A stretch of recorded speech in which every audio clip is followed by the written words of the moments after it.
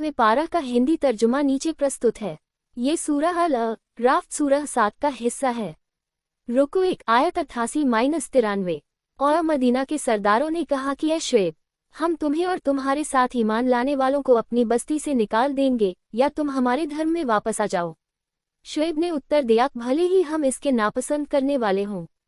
शुएब अलैहिस्सलाम ने अपनी कौम को अल्लाह की इबादत की तरफ बुलाया और अत्याचार से बचने का आदेश दिया, लेकिन कौम ने इनकार कर दिया और उन्हें बाहर निकालने की धमकी दी। रुकू 2 आयत 94-100। और हमने किसी बस्ती में कोई नबी नहीं भेजा मगर उसके निवासियों को तंगी और तकलीफ में डाल दिया ताकि वे गिड़गिड़ाएं। अल्लाह ने बताया कि उसने हर कौम को किसी नबी के माध्यम से मार्गदर्शन दिया और उन्हें आजमाइश में डाला ताकि वे सुधरे और अल्लाह की तरफ आएं। रुकू 3 आयत 101-126। फिर हमने मूसा को अपनी निशानियां और स्पष्ट प्रमाण देकर फिरौन और उसके सरदारों के पास भेजा तो उन्होंने अत्याचार किया। मूसा अलैहिस्सलाम को फिरौन की कौम के पास भेजा गया, लेकिन फिरौन ने उनके संदेश को झुठलाया और अत्याचार किया। इसके बाद अल्लाह ने उन्हें सज़ा के तौर पर विभिन्न परेशानियां भेजी। रुकू 4 आयत 127-137। और फिरौन के लोगों ने कहा, क्या तू मूसा और उसकी कौम को यूं ही छोड़ देगा कि वे देश में बिगाड़ करें?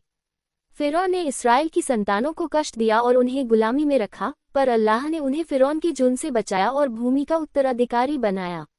रुकू 5 आयत 138-141। और हमने बनी इस्राएल को समुद्र पार करा दिया। अल्लाह ने बनी इस्राएल को बचाया, लेकिन वे शीघ्र ही अल्लाह की इबादत को छोड़कर मूर्तियों की तरफ झुक गए।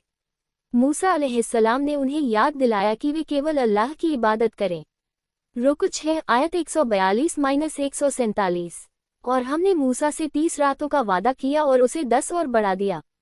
मूसा अलैहिस्सलाम ने तूर पर्वत पर अल्लाह से वचन लिया, लेकिन उनकी अनुपस्थिति में उनकी कौम ने एक बछड़े की पूजा शुरू कर दी। मूसा ने लौटकर उन्हें सिखाया कि यह मार्ग गलत है। रुकू 7 आयत 148-154। फिर मूसा की कौम ने उनके बाद अपने आभूषणों से एक बछड़ा बना लिया जिसका एक शरीर था और वह आवाज करता था। मूसा की कौम ने सच्चे मार्ग से भटककर बछड़े की पूजा की। बाद में उन्होंने इस गलती का एहसास किया और तौबा की। इस तरह 7वां पारा अल्लाह के संदेश, नबियों के संघर्ष और इंसान की गुमराही और तौबा के बारे में बताता है।